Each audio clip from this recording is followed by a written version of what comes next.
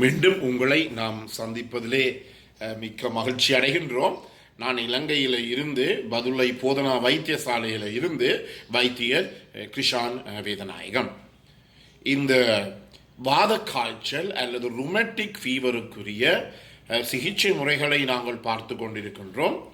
அடுத்ததாக அவற்றில் கொடுக்கப்படுகின்ற மருந்துகளை பற்றி பார்க்கின்ற போது உங்களுக்கு தெரியும், நான் முதலிலே சொன்னது போல இந்த நோயானது தொண்டையில் ஏற்படுகின்ற ஒரு பாக்டீரியா குரூப் ஏ பீட்டா ஹிமோலிட்டிக் ஸ்ட்ரெப்டோகோக்கை எனப்படுகின்ற ஒரு பாக்டீரியா நோயினுடைய தாக்கத்தின் காரணமாகத்தான் ஏற்படுகிறது.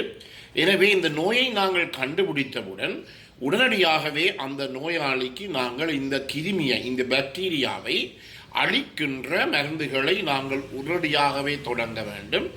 இந்த ஸ்ட்ரெப்டோகோக்கை எனப்படுகின்ற இந்த கிருமிக்கு எதிராக உலகம் முழுவதுமே பரிந்துரைக்கின்ற ஒரு மருந்து என்றால் அதை நாங்கள் பென்சிலின் என்று சொல்லுவோம்.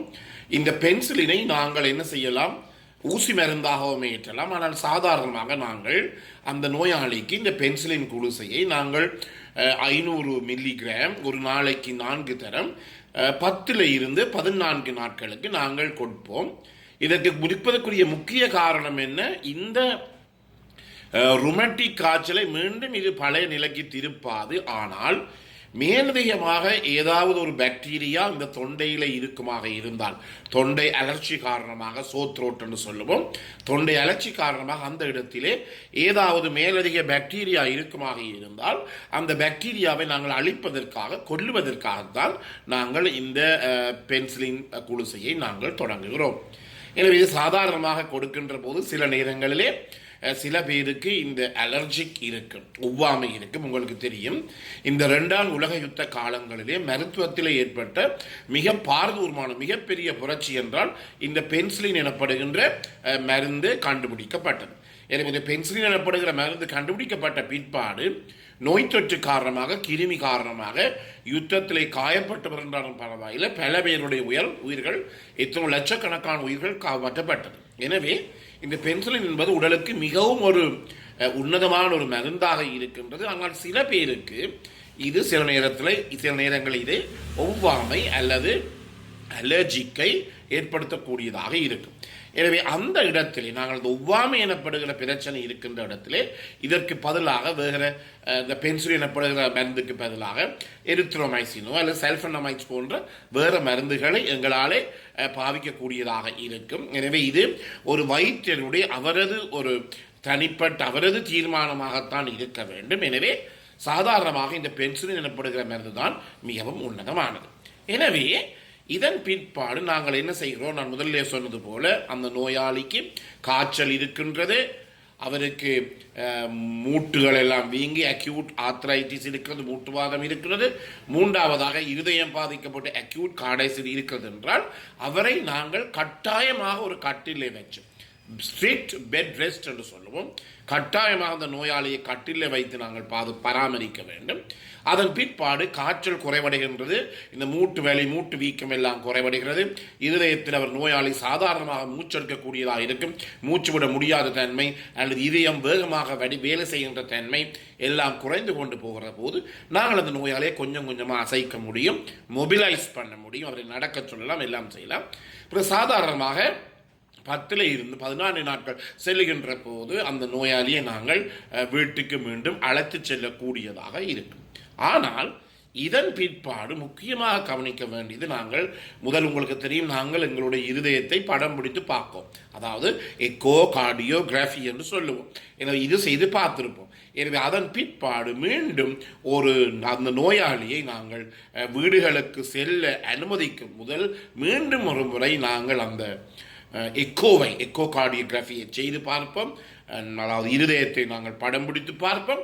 படம் பிடித்து பார்த்து அந்த நோயாளிக்கு மேலதிகமாக கூடுதலாக ஒரு பிரச்சனை ஏற்படவில்லை என்பதை உறுதிப்படுத்தி கொண்டு நாங்கள் அந்த நோயாளியை வீட்டுக்கு அனுப்புவோம். ஆனால் அவ்வாறு அனுப்புகின்ற போது கட்டாயமாக இப்போது நாங்கள் மீண்டும் ஒரு முறை இந்த இருதயத்தை நாங்கள் படம் பிடிப்பதற்காக, எக்கோ கார்டியோகிராஃபி செய்வதற்காக வர வேண்டும் என்ற தினத்தை கூட கட்டாயமாக போட்டுக்கொண்டு போக வேண்டும். சாதாரணமாக ஒரு தரம் முதல் இந்த நோய் ஏற்பட்டால் நாங்கள் 3 மாதத்துக்கு பிறகு மீண்டும் செய்வோம். பிறகு ஒவ்வொரு வருடமும் நாங்கள் இந்த எக்கோகார்டியோகிராஃபியை நாங்கள் மீண்டும் மீண்டும் மீண்டும் திருப்பி செய்து பார்ப்போம். எனவே அதன் அடிப்படையில் அது ஒரு வைத்தியருடைய தனிப்பட்ட விடயமாக இருக்கிறது. என்றபடியினாலே சாதாரணமாக நோய்வாய்ப்பட்டு 10-14 மீண்டும் ஒரு முறை செய்து பிறகு 3 மாதத்துக்கு பிறகு ஒருக்கா செய்து பிறகு ஒவ்வொரு வருடமும் நாங்கள் இந்த எக்கோவை நாங்கள் செய்யக்கூடிய ஒரு நிலைமையை நாங்கள் காணக்கூடியதாக இருக்கிறது. அதே நேரத்தில் மிக முக்கியமான கவனம் என்னென்றால், இந்த நோயாளிகளுக்கு இருதயம் பாதிக்கப்பட்டிருக்கிறபடினாலே மீண்டும் ஒரு முறை இந்த வாத காய்ச்சல் ரூமட்டிக் ஃபீவர் அவருக்கு ஏற்படலாம். அதே நேரத்திலே இந்த இருதயத்தில் இருக்கின்ற வேல்வுகள் பழுதாப்போ இருக்கிறபடியினாலே பாதிக்கப்பட்டிருக்கின்ற பட்சத்திலே அந்த இடத்திலே இருதயத்தினுடைய இரத்த ஓட்டம் சீராக ஸ்மூத்தாக இல்லாதபடியினாலே இரத்த ஓட்டம் அங்கே இங்கே தேங்கி நின்று அதன் மூலமாக இரத்த கட்டிகள் எம்பாலிசம் த்ரோம்போ எம்பாலிசம் என்று சொல்லுவோம், இரத்த கட்டிகள் உருவாகக்கூடிய பிரச்சனையும் இருக்கின்றது. இதற்கு மேலதிகமாக இருதயத்துக்குள்ளே கிருமி போகக்கூடிய ஒரு நிலைமையும் இருக்கிறது. இது மிகவும் பாரதூரமானது. இதை நாங்கள் சொல்லுவோம் இன்ஃபெக்டிவ் எண்டோகார்டைட்டிஸ் என்று சொல்லுவோம்.